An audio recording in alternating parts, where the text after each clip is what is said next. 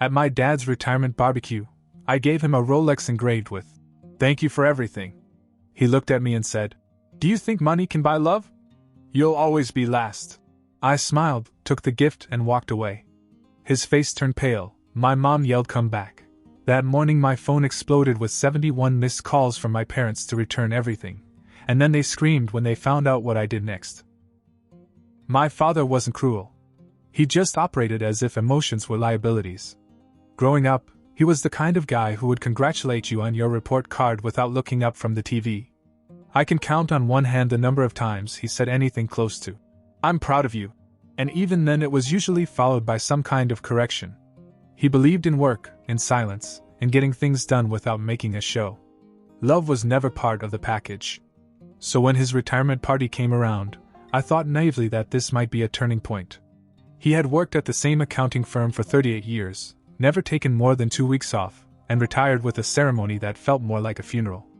I planned the barbecue myself. My house, my money, my setup. Had it catered, brought in one of those outdoor bar wagons with a mixologist, even rented a tent because the forecast said light rain. Everyone showed up. Family, some old coworkers, neighbors. My sister Laura flew in from Denver for the weekend and tried to play peacekeeper the whole time. My mom fluttered around like she always does, trying to make sure everything looked perfect, even though she had zero part in organizing it. Everyone kept thanking her like she planned the whole thing. Whatever. That wasn't the point. The point was the watch. I'd been saving for it for a while, even though I could easily afford it now. Rolex Submariner, black dial, classic. Had 4 words engraved on it. "Thank you for everything." I didn't want it to be dramatic. Just a clean gesture. Closure, maybe? Maybe a beginning. So I waited until the food died down, until people started sipping wine and bourbon and laughing at old stories that were only half true. I pulled him aside, near the edge of the yard, away from everyone. I handed him the box. He opened it, looked down, and then looked at me. No smile. No nod. Just that cold stare. Then he said it. "You think money can buy love? You will always be the last." That's all he said. As if it were a fact. Like I was some stranger trying to buy his attention in a pawn shop. I didn't answer. I just reached forward, took the box back, and turned around. I walked across the yard without saying goodbye to anyone. I didn't even hear my mom scream at first, not until I had already unlocked my car. The next morning, I woke up to 71 missed phone calls. 17 voicemails. My mom's voice filled the first few, demanding that I give back the watch, the lunch money, everything. My dad's voice was at the end, talking about how ungrateful I was. That I'd embarrassed him in front of people. That I tried to make a fool of him. That I was always trying to be a hero with my money. I didn't call him back. Not that day. Not after what I did next. Monday started the way most of my Mondays do: coffee, laptop open, pretending to answer emails while the weight of the weekend's events hovered over me like a second ceiling. I wasn't planning on doing anything important that day. I thought I'd just ignore the calls, let them scream into the void. But then one voicemail changed all that. It was my dad's voice. Calm, like he always is when he's about to get nasty. He said, "You embarrassed me in front of people who really matter. If you think you can just throw money around and rewrite who you are in this family, you're more lost than I thought." That was the tipping point. I logged into the separate bank account I'd set up for her years ago. Back when I was trying to earn my place. I'd been quietly paying her mortgage ever since. It started as a 6-month favor during a rough patch, then somehow became permanent. They stopped asking how it was paid. They stopped pretending to be grateful. What they didn't know was that I kept everything in my name. I was the only one in full control.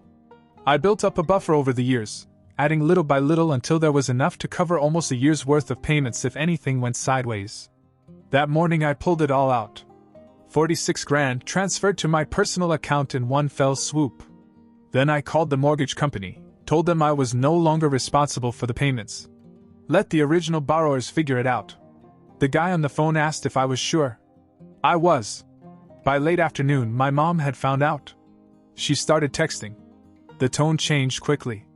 First confusion, then anger, then something I hadn't heard from her in a long time: fear.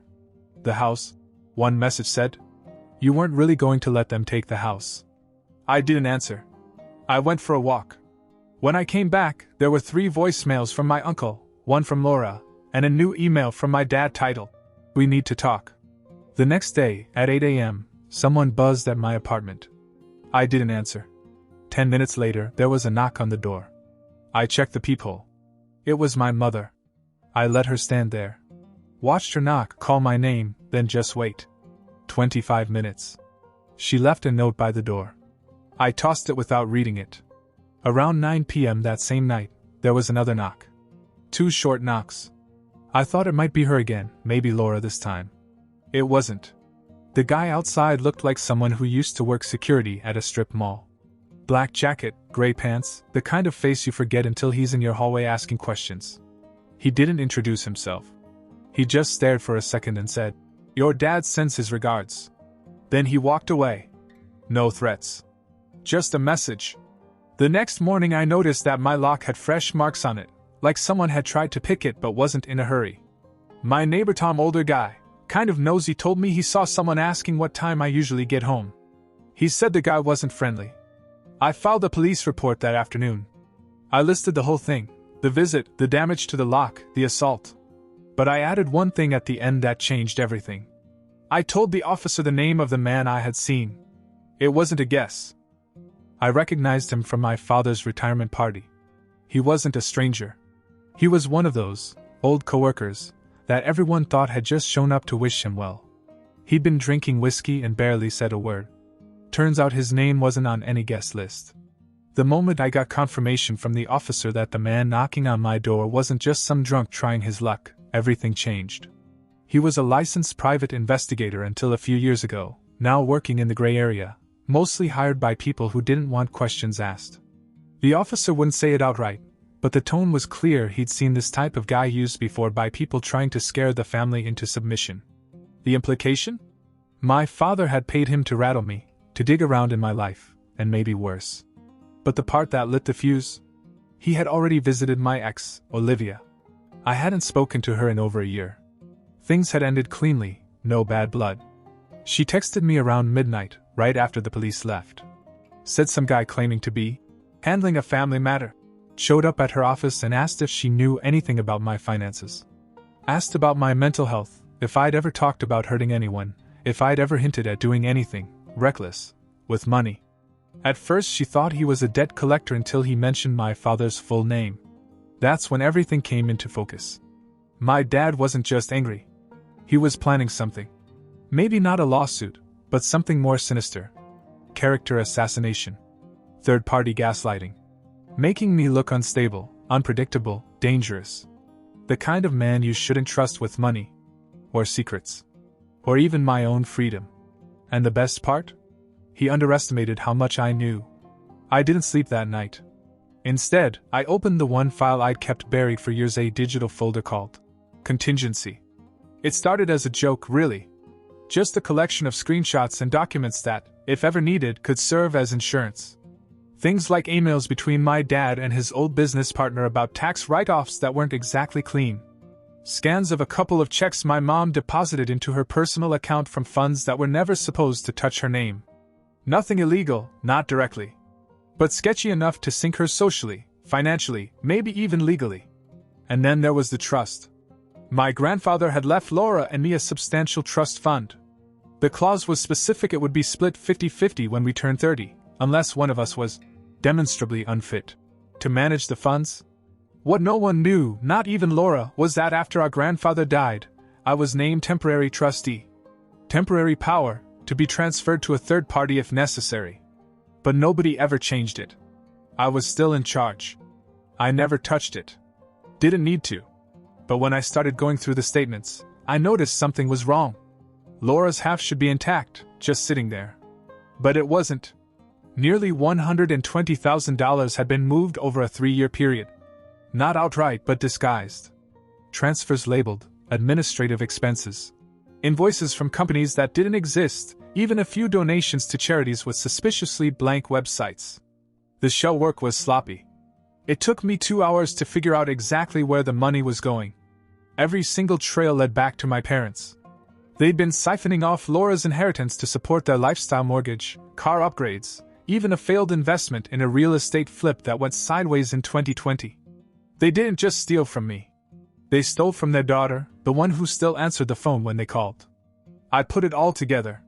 Clean, easy to read, with backups. Screenshots, transaction logs, dates. Sent it all to Laura. She called in less than 20 minutes. I picked up, expecting tears or denial. Instead, she was silent for a long time. When she did speak, her voice was cold. You stole from me.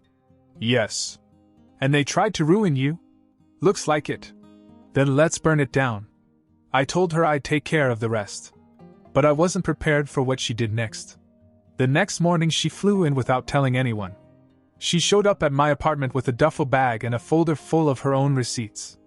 It turned out she'd been collecting things too. She just didn't think she'd ever use them. Things like our mom's texts asking her to lie to a bank teller. Our dad's emails about how he might need access to her accounts while she was in school. That same day, I sent a copy of the entire file to my parents' accountant. Not to threaten. To warn. Because what was next? It wasn't going to be quiet. I didn't hear from my parents for 2 days after I sent the file to their accountant. Not a text.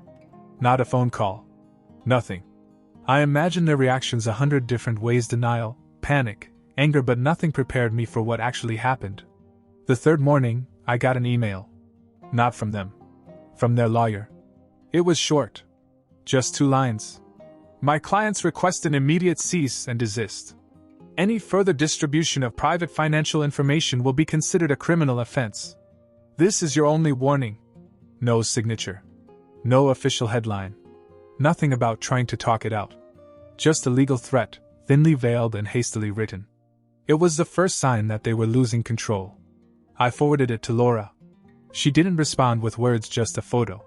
It was the outside of our parents' house, taken from the street, with a big red sign staked into the lawn, foreclosure notice. Dated that morning. They thought I was bluffing. The mortgage company had moved faster than I thought. My guess? They were in default before I even withdrew my money. My funds had bought them time, and when that stopped, the clock ran out. No savings to keep them afloat, no backup plan. The house they used to lecture me from gone. But what really broke me down was what happened that same afternoon. Laura went to the house. She didn't tell me until after, probably because she knew I would have tried to stop her. She knocked. Mom answered. She says our mom stood there in total silence for almost a full minute, like she couldn't decide whether to hug her or slap her. Then our dad appeared behind her and didn't say anything, just stared at her like she was a ghost. Finally he spoke. You're as broken as he is. Laura told me later that she didn't flinch. She handed him a copy of the trust records, pointed to the bottom line, and asked the question. How do you think this ends? She said my father's face went blank, as if someone had flipped a switch. And then, unexpectedly, he sat down. Didn't yell. Didn't argue. Just sat there and started muttering about how he built everything from nothing, how we didn't understand pressure, how we were spoiled and ungrateful. That should have been the end of it. But later that night someone broke into my car. They didn't steal anything. Not the sunglasses in the glove compartment. Not the laptop I stupidly left in the back seat. Instead, they left something. It was an envelope. Inside was a single photograph. Me, taken from across the street, leaving my apartment 2 days earlier. On the back, in handwriting I didn't recognize, were 3 words. You went too far. I called Laura. I told her I was going out of town for a few days, laying low. She didn't even hesitate. Said she'd do the same. We both knew what it meant. It wasn't just about money anymore. Or respect. Or revenge. It had become something else. And whatever my parents were planning now, it wouldn't be legal. I left town that night. Packed a bag, turned off my phone, and drove north. Didn't tell anyone where. Laura and I agreed to disappear for a few days, let things cool off, or at least give them enough quiet to get nervous. When your enemies don't know what you're doing, they start making mistakes. I came back 3 days later. My apartment hadn't been touched. The building's security cameras showed that no one had been near my door since I left. But that didn't reassure me. I knew my father. This wasn't going to be loud. He would try to cut me down quietly, surgically. Ruin my life in pieces. So I moved first. Remember the trust fund? What my parents didn't know was that I'd already talked to a lawyer, one who specialized in financial crimes and embezzlement. Laura and I signed everything together. The moment she saw the money was gone, she gave me her full permission to act. Within 48 hours, the attorney filed an official complaint with the state. We submitted full documentation, forgeries, unauthorized transactions, fake invoice trails, even signatures my mother tried to forge. Laura had a forensic handwriting expert confirm it. It was all airtight. But that wasn't the best part. The house was already in foreclosure, but they hadn't moved out yet. They thought they had time to stall the bank. So I pulled the final string. I called the HOA president in their neighborhood.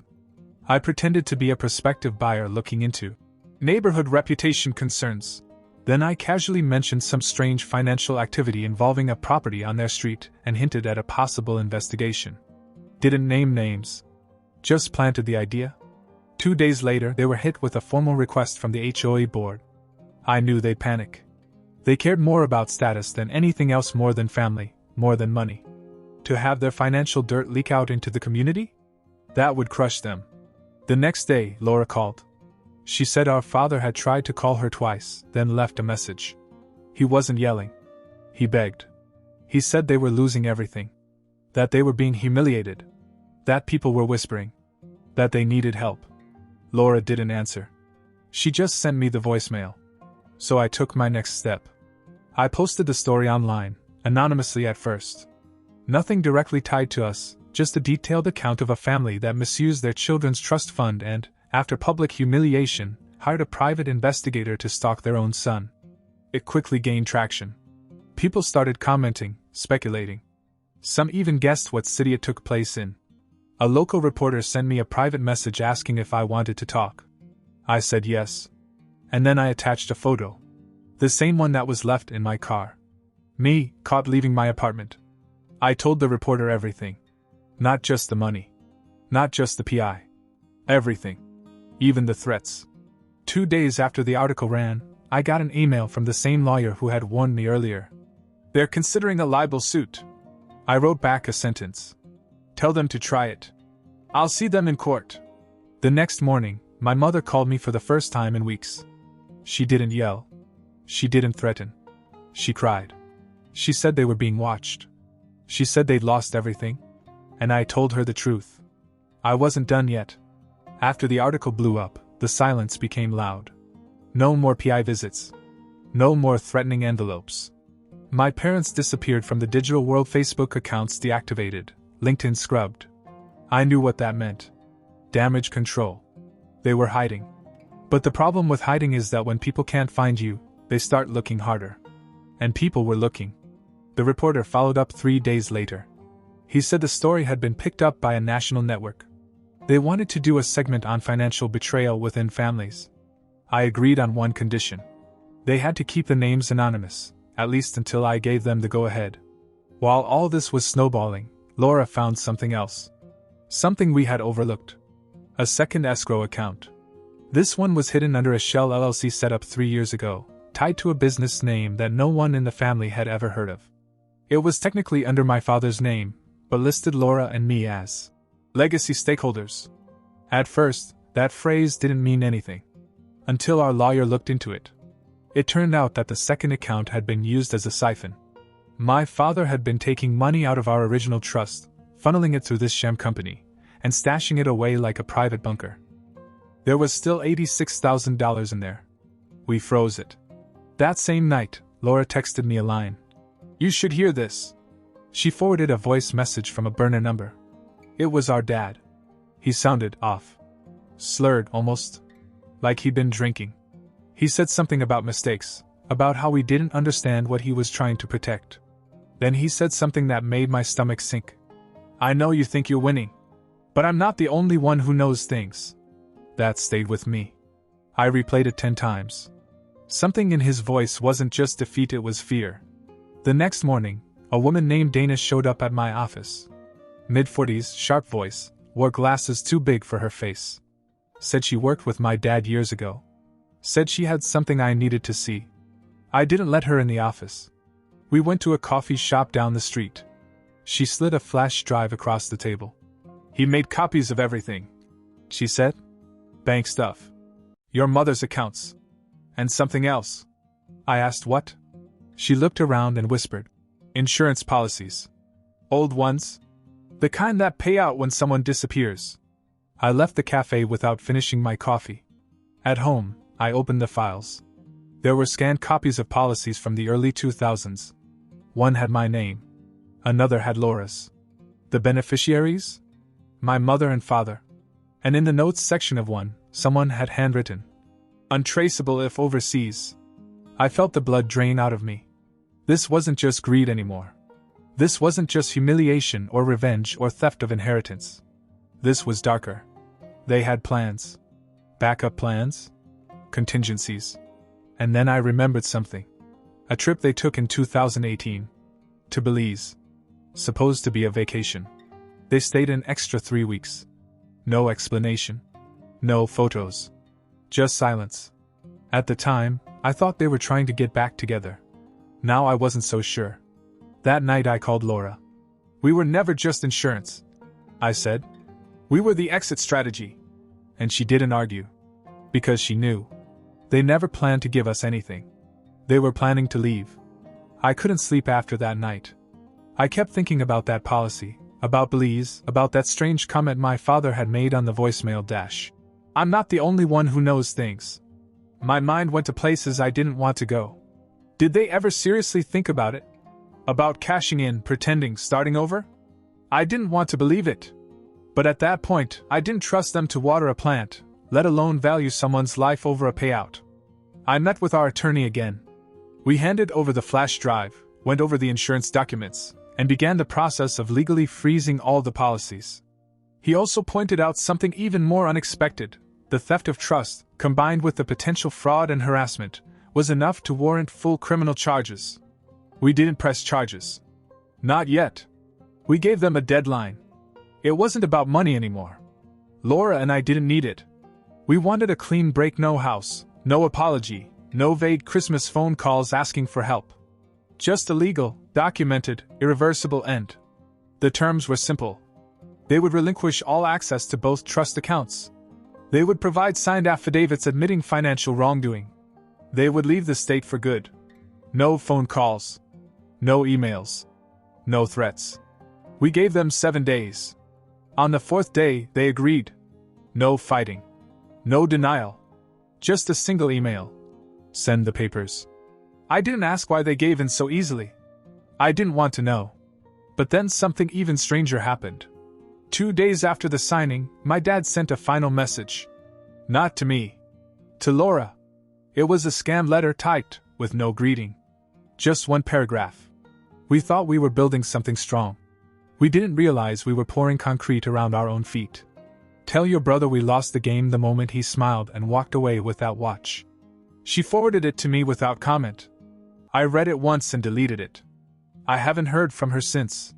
Last I checked, her house was sold below market value.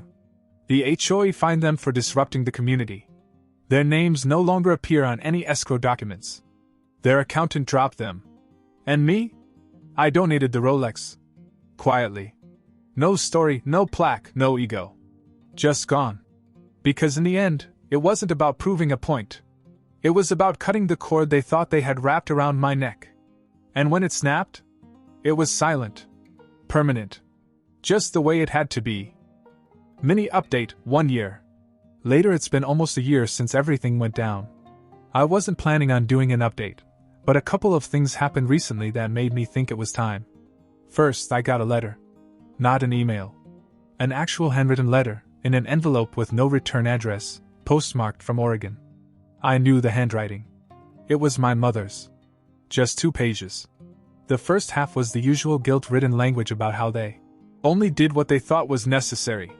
How they never stopped loving us. Even when we became strangers. I didn't even finish it. But the second page was different. It said, "You think you know everything. But your father didn't tell you what he did with the rest." That line stayed with me. No explanation. No context. Just that. I did some checking, contacted our lawyer again, and it turns out there is a third account. Offshore.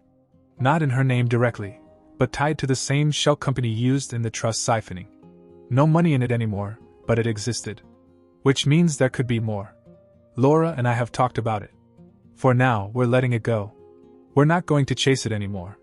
Some things aren't worth tearing apart, especially when the people behind them are already living like ghosts. I haven't heard from either of them since. No birthdays. No holidays. No nothing. But I still check the mail now and then. Just in case. If you followed the story all the way to the end, what do you think? Was Tom right to cut them off? Should he have gone even further, or held back? And what about that last letter? Was there something more behind it? Share your thoughts in the comments. How would you have handled it? And if the story kept you hooked, make sure to like, subscribe, and turn on notifications so you don't miss the next one. There's more where this came from.